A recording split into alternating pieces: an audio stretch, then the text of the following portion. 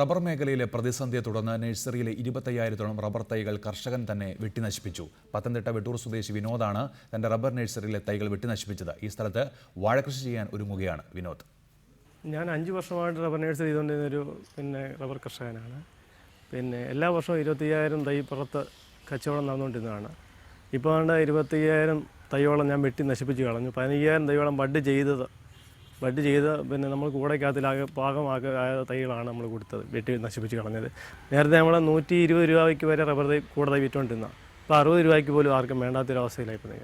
Rubber മേഖലയിലെ തകർച്ച മൂലം ജീവിതം വഴിമുട്ടി നിൽക്കുന്ന ഒരു മലയോര കർഷകന്റെ വാക്കുകളാണിത്.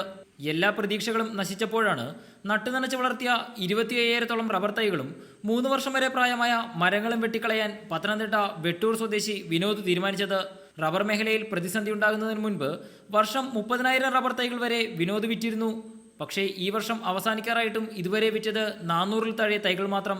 മുൻപ് 120 രൂപയ്ക്കായിരുന്നു റബ്ബർ തൈകൾ വിറ്റിരുന്നത്. ഇപ്പോൾ 40 രൂപയ്ക്ക് പോലും ആർക്കും വേണ്ട. എന്നാൽ ഒരു തൈ ബഡ് ചെയ്ത് വിൽപ്പനയ്ക്ക് പാകമാകാൻ 60 രൂപയോളമാണ് ചിലവ്. റബ്ബർ വെട്ടിമാറ്റിയ സ്ഥലത്ത് ഇനി വാഴ കൃഷി ചെയ്യാനാണ് വിനോദിന്റെ തീരുമാനം. കാരണം അടുത്ത 3 വർഷത്തേക്കെങ്കിലും റബ്ബർ മേഖലയിലെ പ്രതിസന്ധി തീരുമെന്ന് വിനോദ് കരുതുന്നില്ല. S Shyamkumar, reporter, Pathanamthitta.